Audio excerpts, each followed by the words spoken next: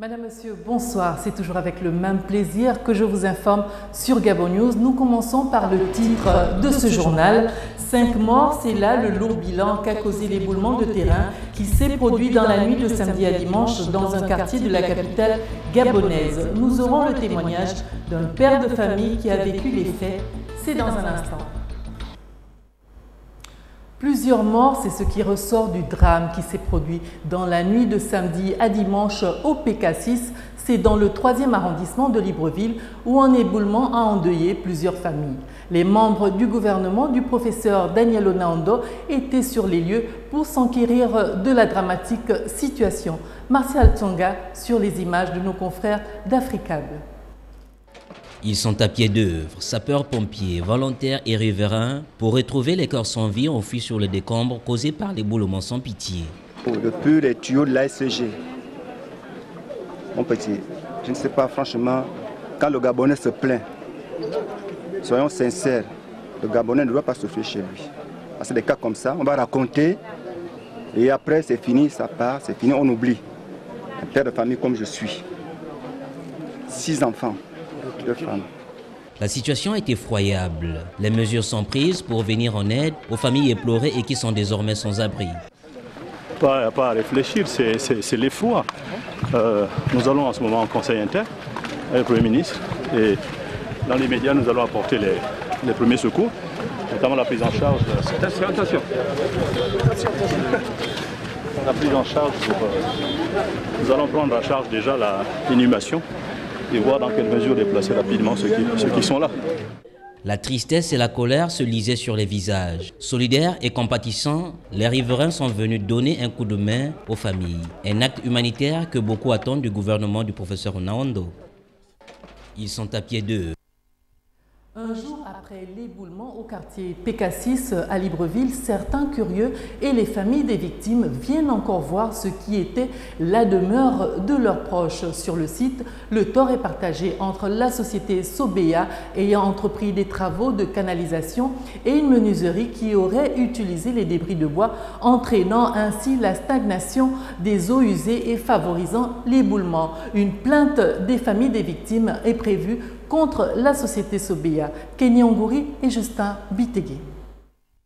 Quelques observateurs encore au lendemain de l'éboulement survenu le week-end écoulé au quartier PK6 à Libreville. Ici, on partage la responsabilité de ce drame entre les installations de la société Sobea et une menuiserie voisine. Quand Sobea a posé les tuyaux là, Sobea s'est rendu compte qu'en bas, comme il y avait les copeaux. Ces tuyaux là, je peux vous montrer la place. Passer par là où il y a la maisonnette.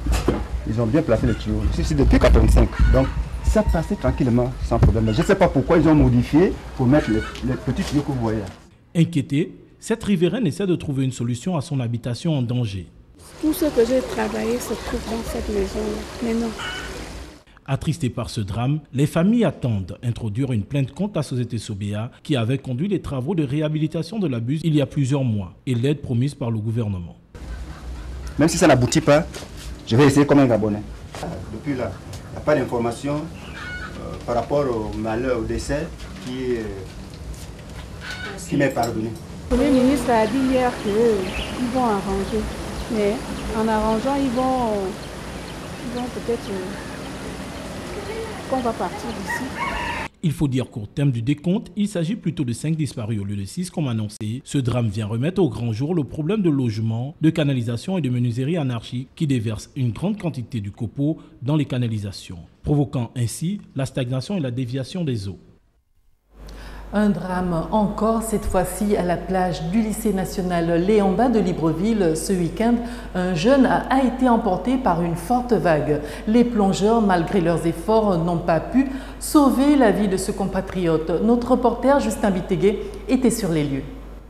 Parti de chez lui pour une baignade avec des amis à la plage du lycée national Léomba, le jeune Fred Edmond Lenjongo a été emporté par une violente vague aux environs de 16 heures.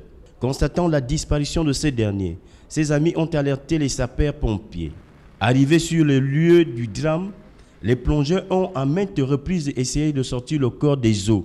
Sans succès, ces derniers ont dû cesser leurs recherches au regard de l'obscurité des eaux. Il a fallu attendre 18h40 pour voir la mer rejeter le corps du jeune Fred Edmond Lendjongo sur un endroit visible de la plage. Voilà une situation qui doit une fois de plus interpeller la nouvelle équipe municipale au regard du nombre considérable de compatriotes qui ont vu leur vie fauchée à cet endroit. À défaut de mettre des balises, les autorités devraient fermer totalement cette partie de la plage pour la sécurité du plus grand nombre de compatriotes. Tout autre chose à présent, nous parlons de sport avec cette conférence de presse du week-end dernier qui a annoncé le lancement officiel de la campagne de Moto Show. Cette conférence a été organisée dans un restaurant de la place, un événement culturel et sportif qui cible principalement les professionnels et amateurs du sport mécanique. Les détails dans ce reportage de Justin Bitegui. Après le succès populaire et médiatique de l'édition 2013, le comité d'organisation de Moto Show s'attelle pour une deuxième édition.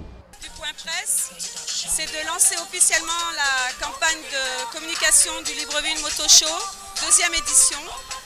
Quelques innovations pour cette édition, notamment la création d'un site web pour le comité d'organisation afin de vulgariser l'événement. Avec cette année comme nouveauté, entre autres, c'est le site web www.librevilleMotoShow.com.